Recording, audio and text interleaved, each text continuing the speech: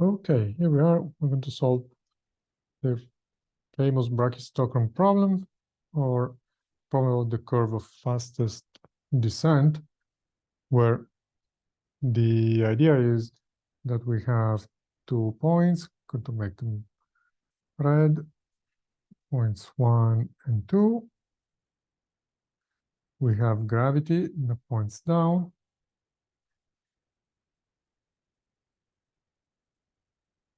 And we have a mass that's starting with 0 velocity in point 1.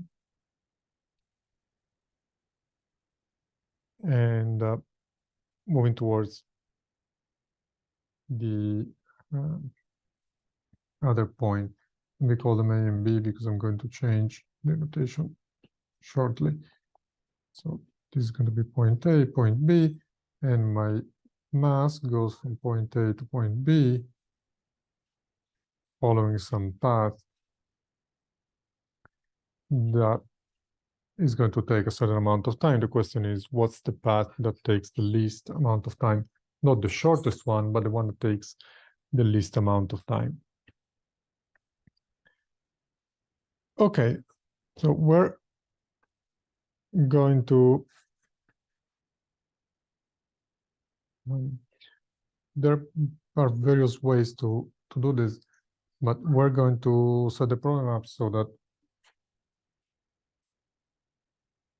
we have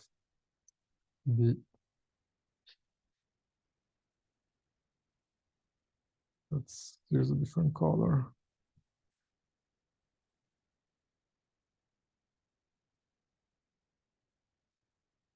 The x coordinate pointing this way. Hope it's visible enough. It's so strange.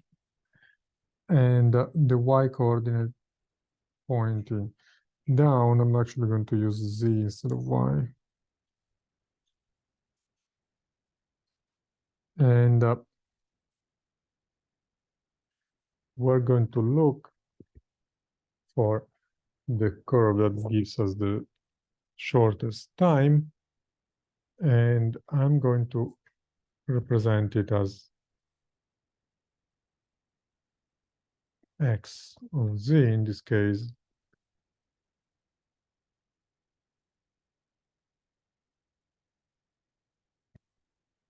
And this curve, again, will need to minimize the time to go from point A to point B. And I'm going to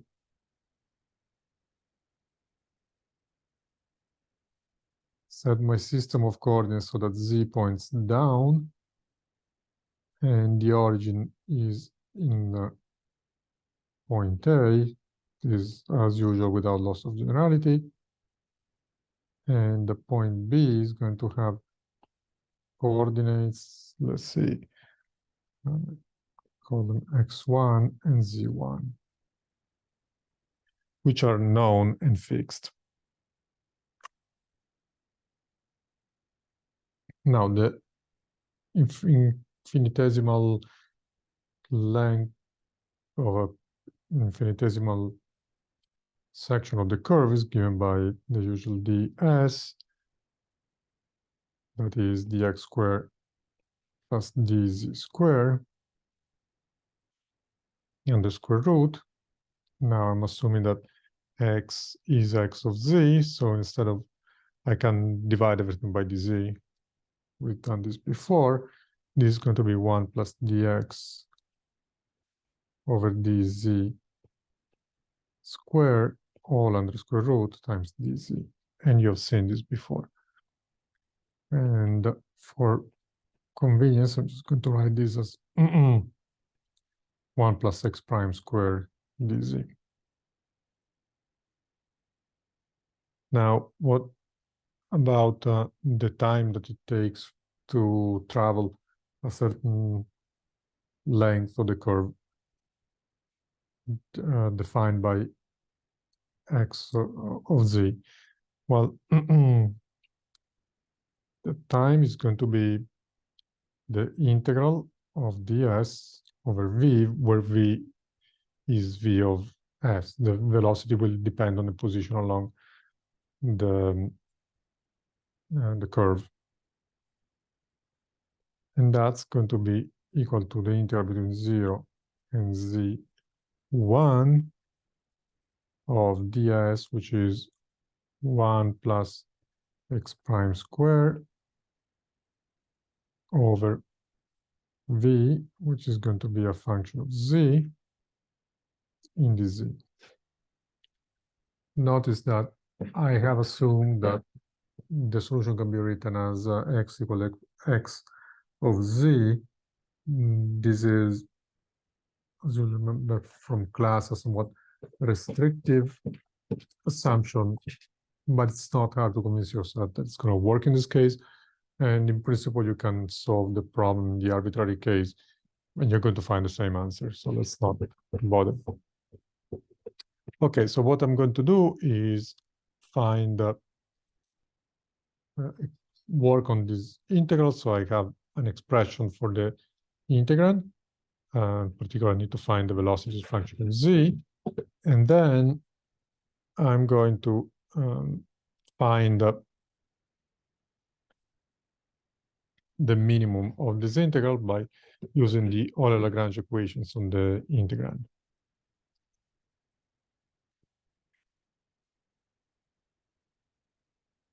Okay, what do we know about the velocity? Well, we know quite a bit, in fact, because of conservation of energy. Always look for conserved quantities.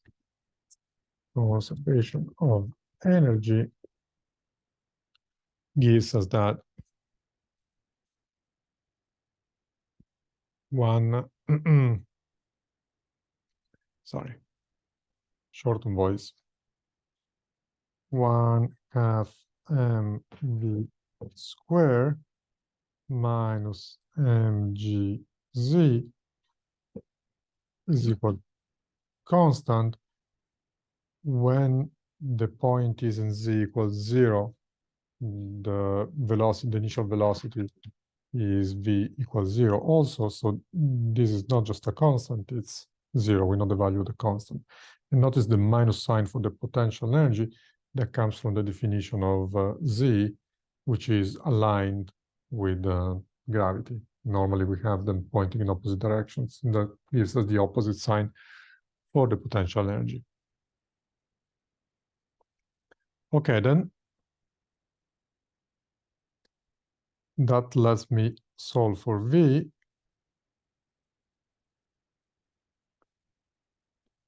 by getting rid of m, first of all, which reminds me of the fact that,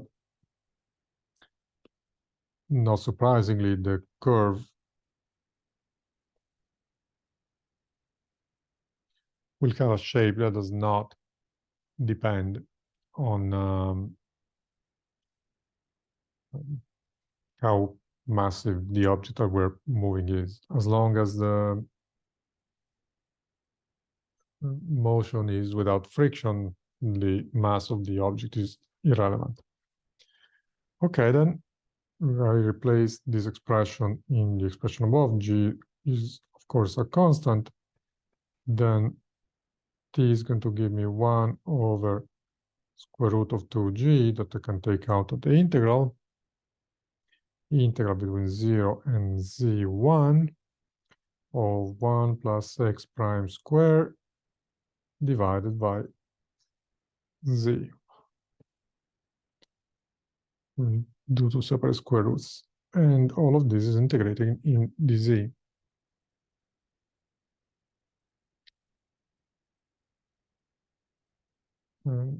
So the function that I need to minimize is,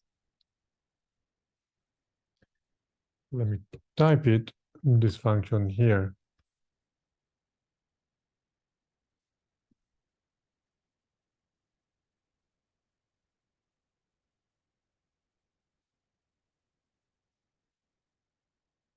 The function that's written inside the integral.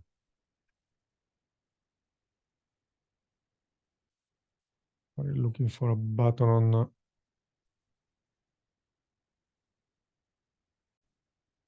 Okay, found the buttons I was looking for. We want to minimize 1 plus x prime squared divided by z, everything under square root. That's our function.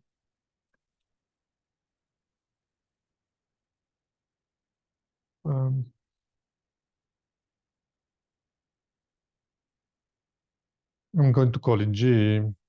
We'll call it anything we like, which could be a function of x prime, and z.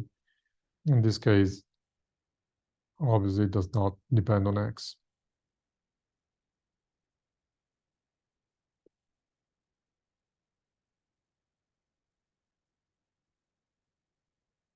Okay, then we want to solve the following: derivative with respect to z of dg dx prime minus dg dx equals 0.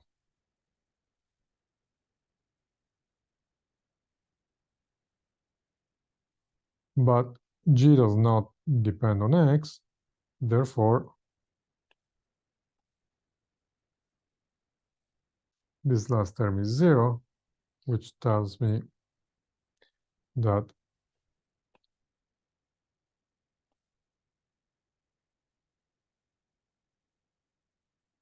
dg dx prime must be a constant.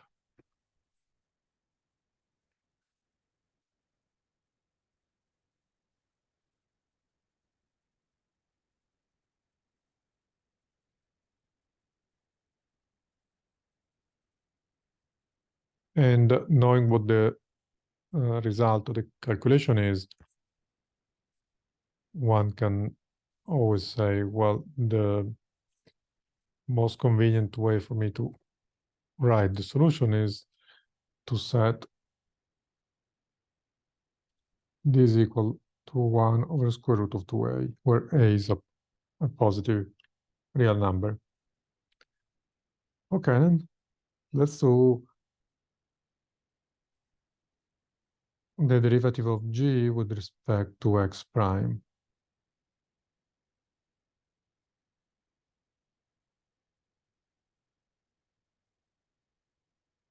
Okay. See if I have it right in my notes. It's going to be given by x prime times z times 1 plus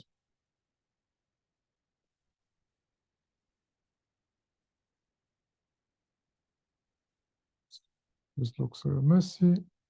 Ah, no, maybe worse.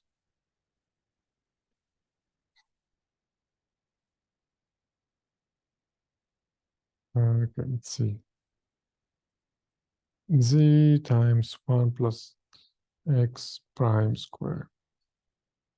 All of this is under square root, but x prime is not.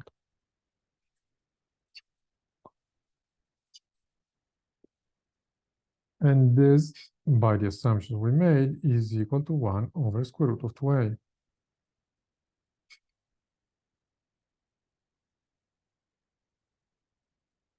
I'm not going to go through all the excruciating details, but I can square this expression and solve for x prime.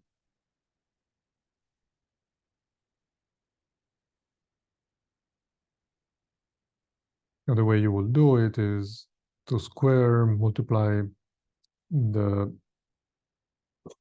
denominators across. So I have x prime squared here, and that's going to be equal to z 1 plus x prime squared.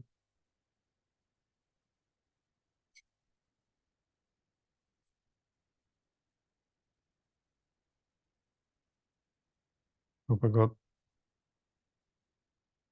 got the pieces right.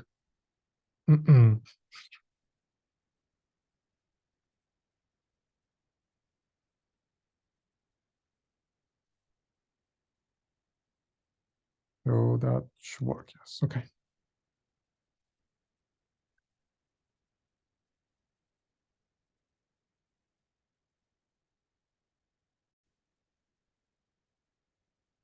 Okay, so I want to solve for x prime square.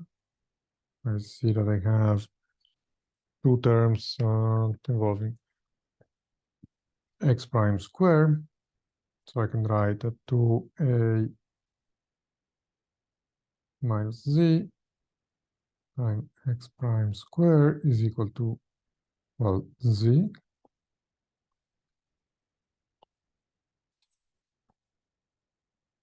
From which x prime square is equal to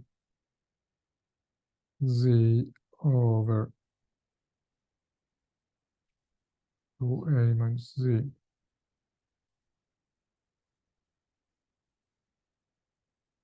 And then I take the square root, multiply numerator and denominator by z,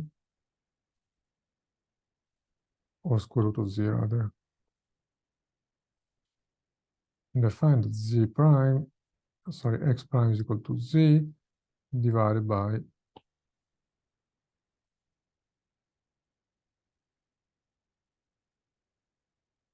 2az minus z squared.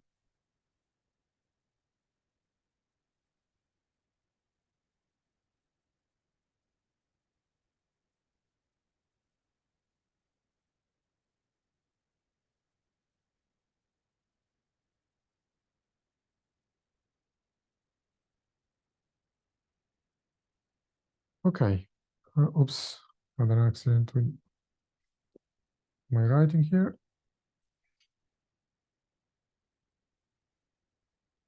Okay, the recording is running very good.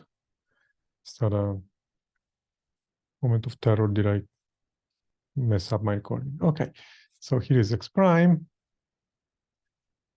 And I can integrate this as x prime, remember, is dx and dz. So x of z is going to be equal to the integral between 0 and z of z dz divided by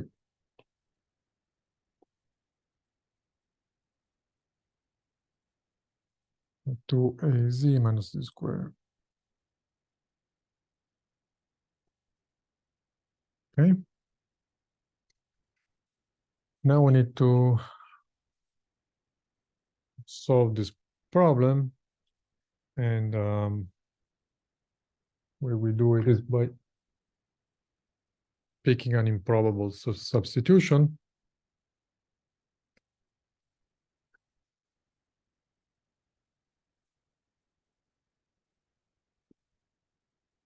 More specifically, we set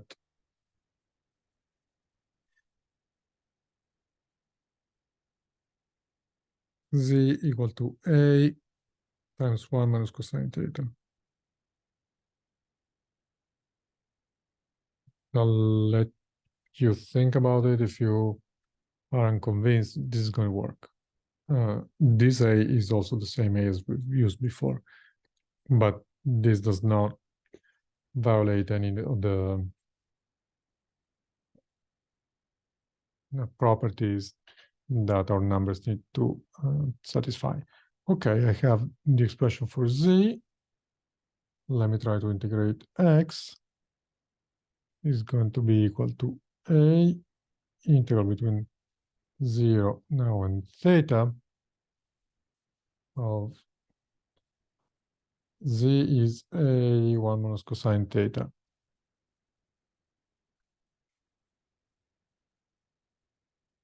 And the denominator is a little more messy. Let's see.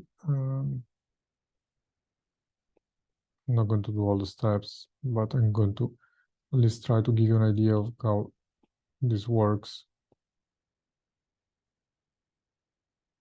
Here I have 2a square 1 minus cosine theta minus z square a square 1 minus cosine theta square on another square root, and is integrating dz.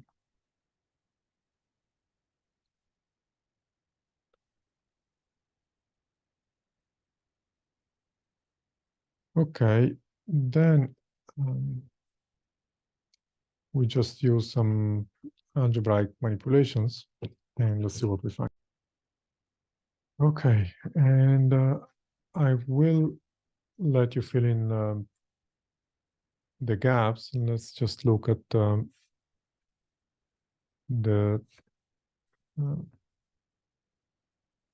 result.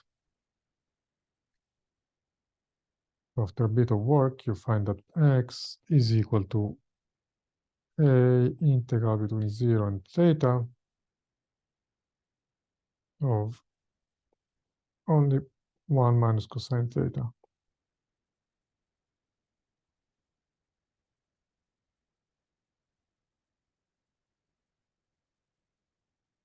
And that gives me a times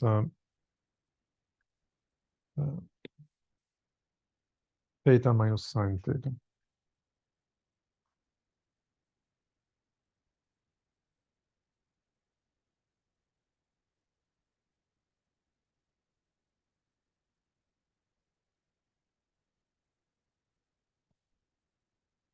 Okay, so fill in the gaps. Well, I'm not sure if I emphasized this part. The angle theta is fixed, so that's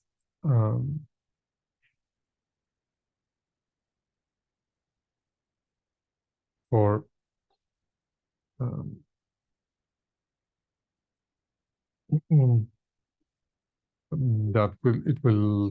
the expression we picked for z is going to give us the value of z that we want. So the whole integral is going to be between 0 and some theta 1 that will correspond to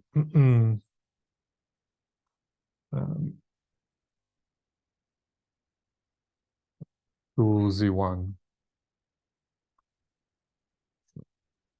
Z equals z1 when theta is equal to theta 1.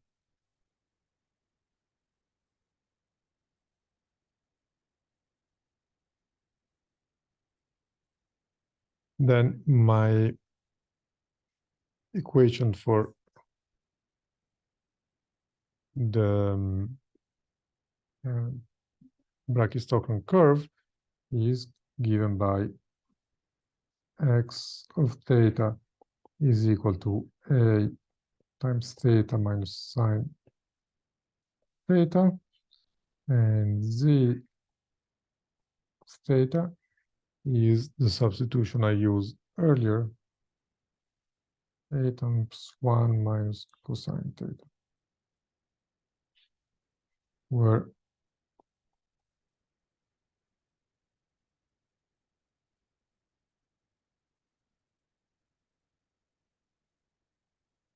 theta goes from 0 to theta 1. Okay, and that's the solution of our problem. So I encourage you to double check the steps. Simple algebra, just trigonometry. So I paused my video for a moment, decided whether I wanted to do it or not, but you don't need it. You can do it yourself. What is important is that this is the solution. What is maybe a little less important, but still not to be ignored, is that the curve described by the equations I have there in the square is a curve known as a cycloid, in geometry. And that's basically the curve described by a point on a cylinder that's rolling down slope, cylinder, sphere, whatever, as long as the point gets to touch the ground every revolution. And I will not post any in this video, but if you want to look for examples, maybe I'll add some later.